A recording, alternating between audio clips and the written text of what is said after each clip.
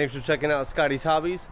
Today I'm going to go over real fast how I do the cross-pollination on my watermelon plants this year.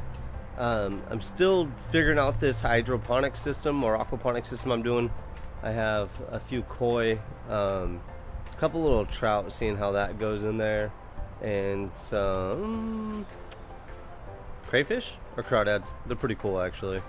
When people come over, they love feeding these things. Pretty cool. But this is how I cross-pollinate, and really this should go on my aquaponic station channel, but this is actually a DIY. So real fast and easy. I'm going to show you two different steps, and just so you know, this isn't the right way or the way. It is just how I do it, and hoping to help somebody else that is having a lot of flowers but not too many watermelons turning into actual watermelons or dying off as the flower dies off.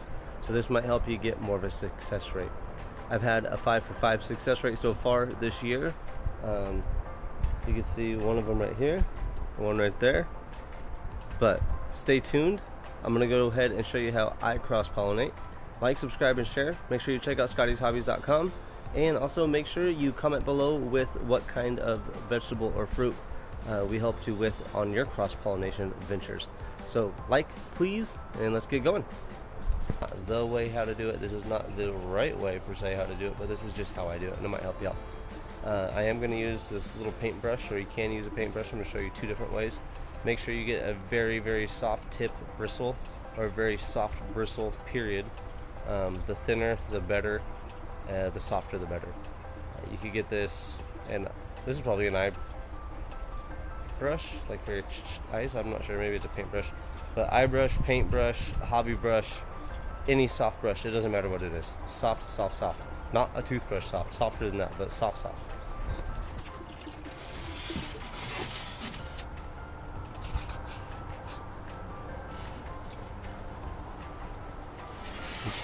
Feed me, feed me. This one right here.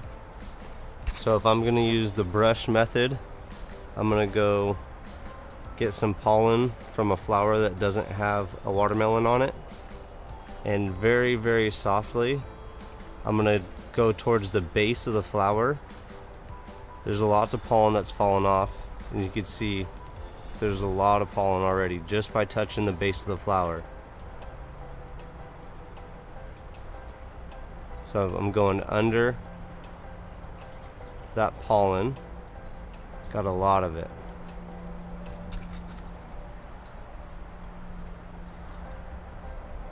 So now here is a watermelon with a flower on it. The watermelon is actually the ovary in this case, and the flower is the female flower. We're using the male pollen to pollinate the female flower to make the watermelon grow. Now back to the pollination. Pollen, and I'm just going to wipe softly as much as that pollen off onto that receptor as possible. Maybe go back to another flower. Oh, that one's not open. They're all closing up. They know I'm messing with them. Did I grab this one?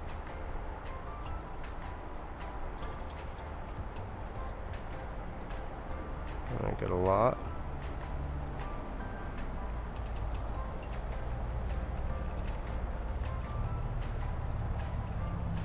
Oh yeah. Hopefully you can see in there. I got a lot of pollen on that receptor. Be careful when you move it around so the base doesn't break off. You'll get the base to break off right here. So when you're touching them, be super careful with that. Alright, now that is one method that I would do. The other method would be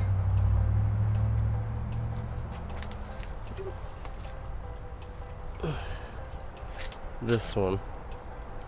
I don't want to pull another one off because I don't want to kill them all off. But this one, I pulled the flower off, and I just rubbed the whole thing inside the other flower very, very gently around inside so that the pollen from inside the flower also got on it. But either way, it works very sufficiently. You can see there's a lot of pollen down here at the base.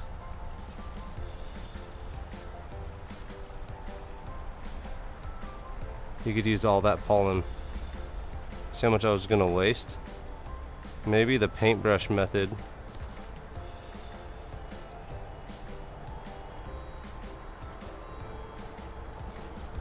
Works better.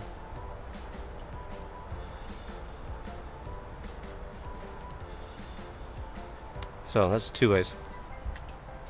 Alright, after you do cross-pollinate and you get everything to go and it's going to turn into a watermelon, it's not going to die off like this one's dying off. Okay, so you cross-pollinated a few days later, maybe 2 or 3 days later, your flower is going to start to look like this. Your flower is going to stay the same size, maybe shrink, die off. The watermelon will start to get bigger. It won't start to change color. And then within 7 to 9 days, you get one of these watermelons and your flower is completely dying off. So that's how I cross-pollinate these ones. We got some we have some pumpkins going down here. Might be a little bit late in the season, but this is really just seeing what we're getting good at growing at. Hopefully this helps you out in your cross-pollination journeys, and good luck in your DIY, and good luck with your garden. If this video does help you, make sure you comment below with what flower or vegetable, fruit, whatever you're cross-pollinating. Let me know what we helped with. So like, subscribe, share. I'll see you on the next hopefully helpful video.